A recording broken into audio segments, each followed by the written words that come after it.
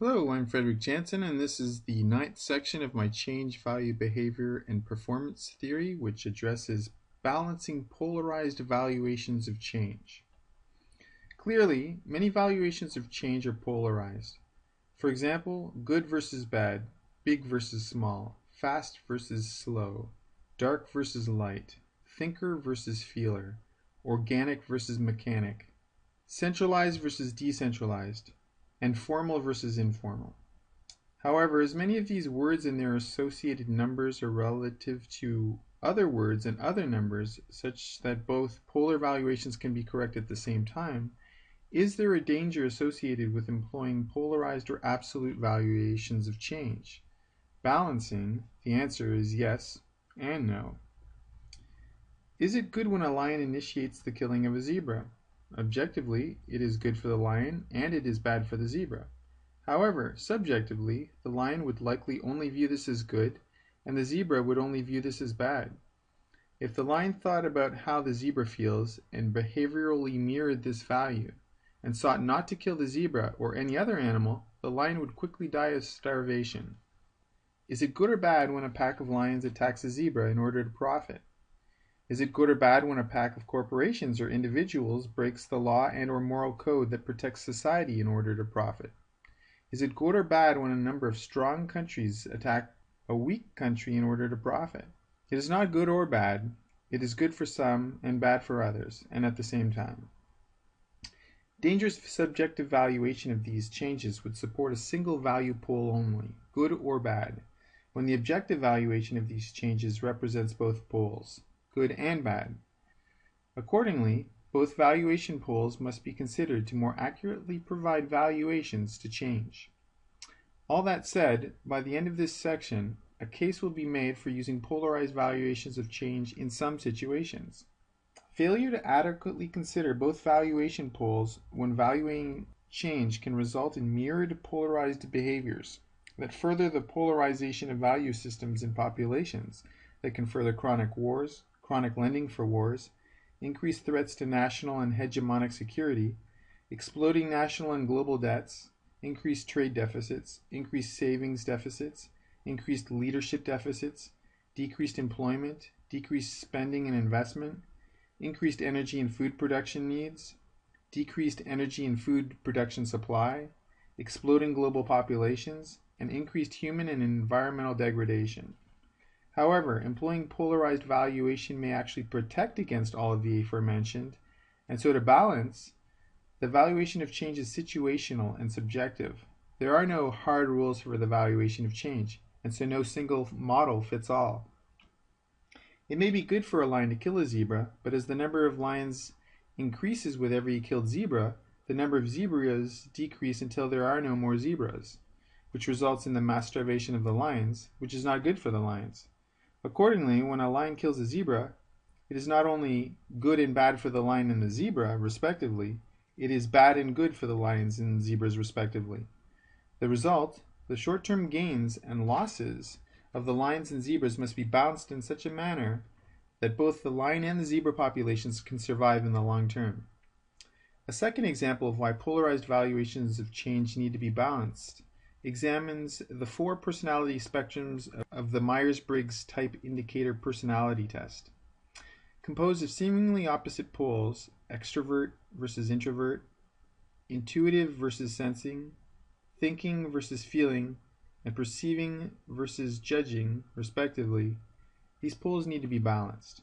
For every spectrum, most people are expected to fall more towards one pole on each spectrum, resulting in a dominant personality.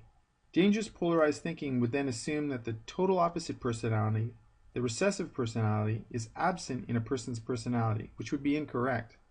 Most people can exhibit all of these characteristics and at the same time. It's just that one of these characteristics dominates the other most of the time. Many people have been in a group situation where they were very comfortable and stimulated by some of the people in the group, but not all are comfortable or stimulated by other people in the group, making them both extroverts and introverts respectively and at the same time. Many people are capable of sensing, taking things at face value, and are capable of intuition, reading between the lines, and at the same time. Many people who have been provided with the right tools can have a logical or thinking response to a change that has evoked a major emotional or feeling response in them, and at the same time. Many people who have been provided the right tools can judge a situation as black or white, which is polarized thinking, and yet they can also see the gray or balanced thinking at the same time. A third example supporting the need to balance opposites when providing a value to change examines some of the polarized differences between a fluid or organic organization and the more rigid mechanistic organization. Organic organizations tend to be employed when the organizational environment is one that rapidly changes. Mechanistic organizations tend to be employed when the organizational environment is one that slowly changes.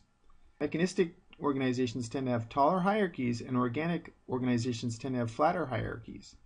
Mechanistic organizations tend to centralize decision-making, whereas organic organizations tend to decentralize decision-making. Mechanistic organizations tend to have more formal cultures and formalized processes rich with SOPs, where organic organizations tend to have more informal cultures and informal processes with mutual adjustment. New ideas and innovations tend to flow from the top to the bottom in mechanistic organizations, whereas new ideas and innovations tend to flow from the bottom to the top in organic organizations.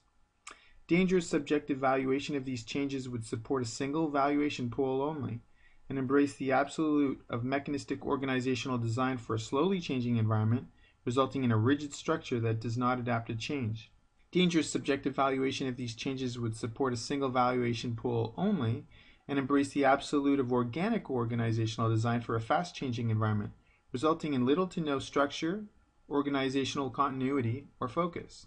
Balancing polarized or absolute variations of change would have all organizations apply both mechanistic and organic organizational design features to some extent to be able to adapt to incremental and radical change, and to hedge the risks associated with choosing one group of absolutes over their opposites. That said, people are more easily influenced when change is framed using polarized valuations of change, an innovative tactic used by lawyers, lobbyists, negotiators, politicians, lawmakers, marketers, salespeople, and leaders of large groups of organizational stakeholders. This is good for some and bad for others. For example, if I tell you that it is good for you to eat meat at every meal due to the protein content and taste, without mentioning that it is also bad for you to eat meat at every meal due to the microbes associated with meat processing and storage, due to the cholesterol and carcinogen content, and due to the environmental and animal degradation that is associated with raising animals for food, then I am influencing you to eat more meat at each meal if I don't tell you about the other valuation pools. Conversely, if I tell you that it is bad for you and others to eat meat at each meal, and fail to mention that it is also good for you to eat meat at each meal, then I am influencing you not to eat meat at each meal, again failing to balance the valuation pools. If I were to tell you that it is good and bad for you to eat meat at each meal, I would and would not be influencing you to eat meat. Those who seek to influence change, or others, rarely present both values, especially the value pool that least serves their interests, and so they frame change in a polarized manner that best serves their interests.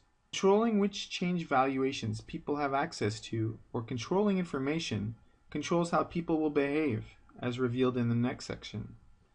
Polarized valuations of change frame change in a manner that influences people to seek equilibrium, by motivating them to counter the opposite pole with more of the opposite valuation behavior.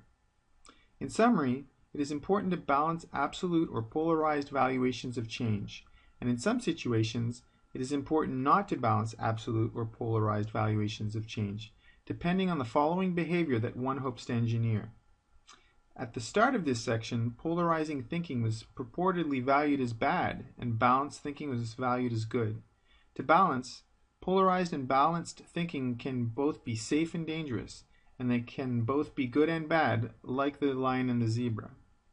As change is naturally unpredictable, the valuation of change has to be situational to provide organizations and individuals the flexibility to adapt, survive, and grow.